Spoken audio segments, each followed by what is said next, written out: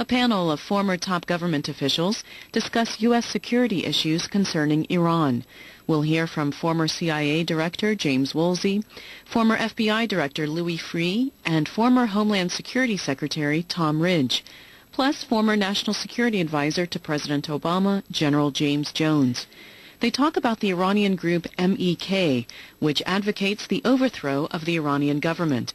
A number of members of Congress have asked the Obama administration to take MEK off the State Department's terrorist list. Hosted by Executive Action, this is 2 hours and 45 minutes. What of our policy with opponents of the regime who share the Iranian identity? Does it make sense? Does it have benefit that we continue to ostracize, label opponents of the regime as terrorists when the facts say otherwise? Do we gain anything for political purposes of making these identities when we know it has no policy benefit and undermines the legitimacy of the opposition? In 2003, when the United States invaded Iraq, the residents of Camp Ashraf surrendered their weapons, the weapons they had to defend themselves, and accepted written confirmation from the then Deputy Commander of Allied Forces in Iraq, General Jeffrey Miller, on behalf of the United States, that they were protected persons under the Fourth Geneva Convention. From 2003 until 2009, the United States protected the residents of Ashraf and fulfilled the solemn obligation that we had undertaken in 2003. But in January 2009, as some of you may know, the United States turned over responsibility for safety and security to Iraqi security forces. Before that transfer took place, General David Petraeus said that the United States had been assured by the government of Iraq that the residents of Ashraf would be protected, and that he was proceeding with the transfer on the assumption that that pledge would be adhered to. Obviously, the residents of Ashraf have been a great source of anxiety to Iran, which would like nothing better than to see them repatriated to Iran, or at least crippled, so that they cannot pose a threat to the regime. I guess it's very important and a very visible statement that these Republicans and these Democrats haven't worked for Republican and Democrat administrations feel unanimously that the designation of MEK should be lifted and should be lifted now. So I think it's a pretty good thing.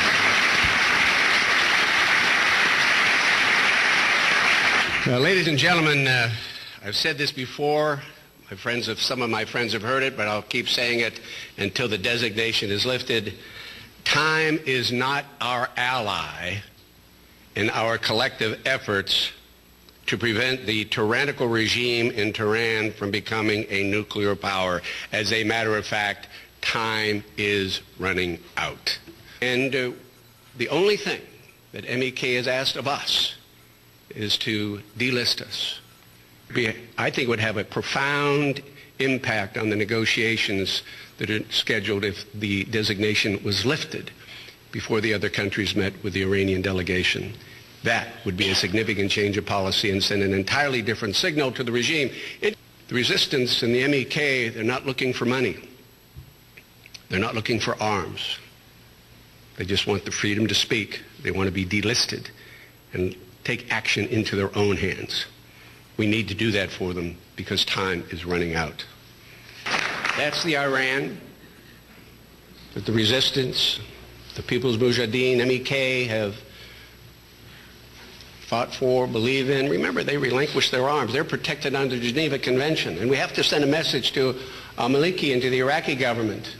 The United States troops handed responsibility of protecting these individuals who are protected under the Geneva Convention to you. How can you tolerate those loudspeakers? And what about these incursions that precipitated some problems inside Camp Ashraf?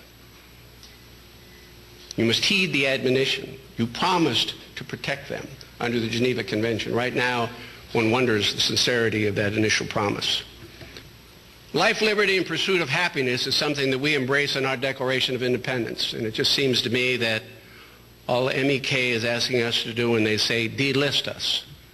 The EU has looked at this designation and said no. The UK has looked at the designation and said no, it's inappropriate. Our courts here have looked at the designation and said no, it's inappropriate. Listen to the cries of these women and the pleas of these women about their families, representing all the families that are in Camp Ashraf and the thousands and thousands that have been murdered because they are part of the Democrat resistance. And also listen and learn from the lessons of time. The strategy hasn't worked. Listing them in 97 as a goodwill gesture has not affected a single change in their approach, has not de-accelerated or removed them or somehow interrupted their intentions to become a nuclear power, has certainly had no impact. So we say to all those in the State Department involved in making the decision in this administration, it's about time. The lessons of history and the pleas of these mothers and wives should be listened to now. Delist the MEK and let them take the voices of freedom to the street and do what they need to do to bring freedom and democracy in the kind of Iran that would live in harmony and in peaceful coexistence with its neighbors in the region and the rest of the world. Thank you very much.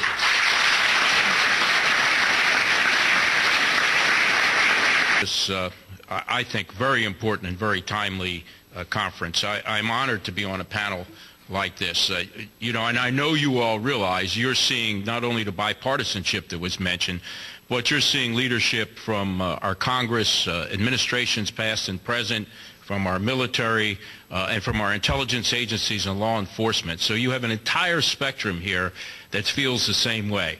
I think what you're going to hear up here is a continuous set of comments, much like you've heard already. The need to remove the MEK from this list of terrorists, the need to support the opposition groups and understand who they are. I want to begin a little bit by maybe giving a military perspective, because obviously that's my role and my experience in all this.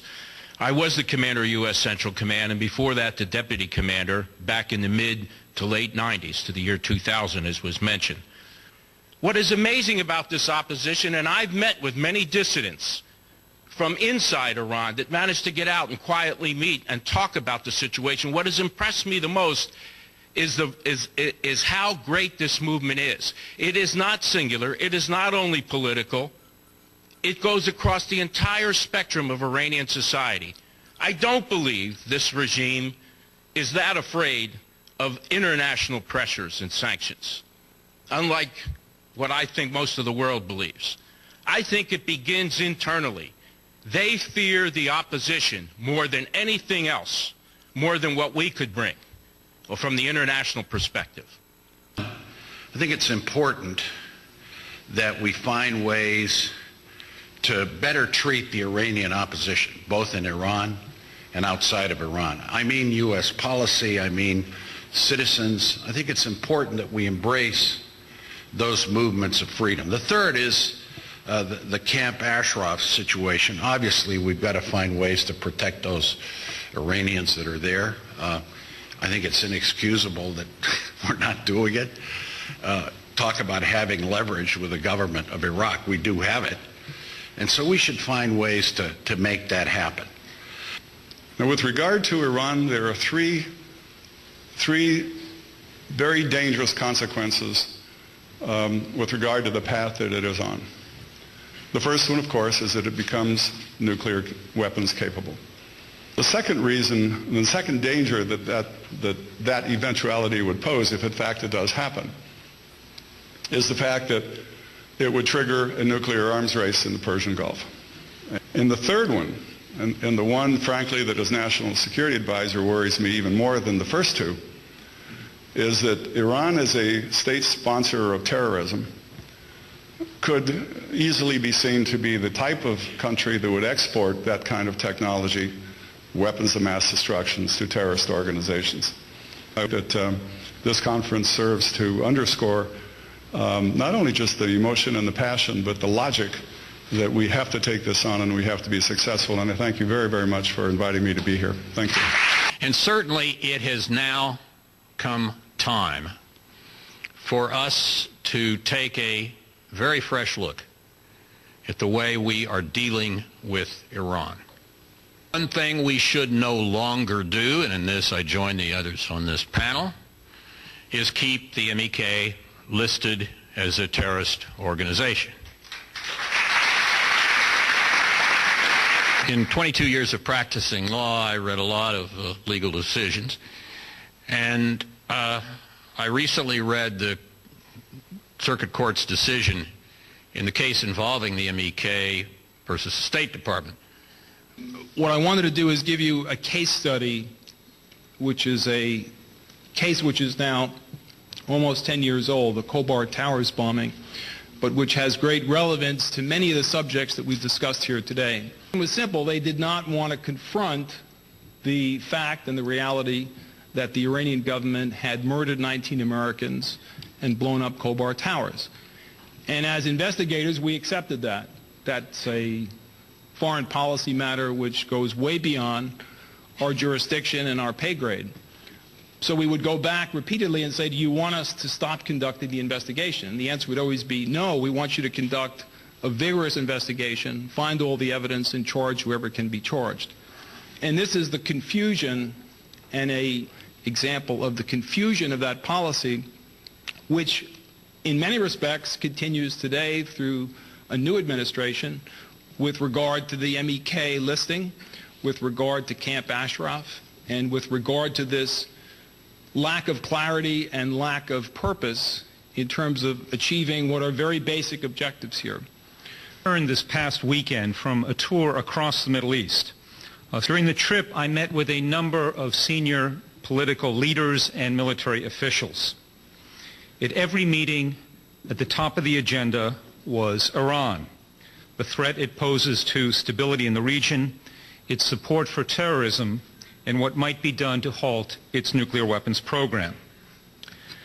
But more broadly, the Obama administration needs to talk up and take up the banner of human rights and democracy, and at the very least give greater rhetorical support to the opposition movement. A good first step would be delisting the MEK. I hesitate to add the numbers, but I would suspect that there is assembled on this stage more than 200 years of experience in law enforcement, anti-terrorist activities, military service, and American foreign policy. A distinguished set of careers. We can differ on how we believe American policy should respond to the growing threat of Iran possessing nuclear weapons. But it appears to me, as I listened to every speaker, one thought was common. The discussions in Turkey must be more than another meaningless milestone en route to nuclear weapons held by the government in Tehran. Second, the listing of the MEK as a terrorist organization by the United States government is wrong. It is wrong.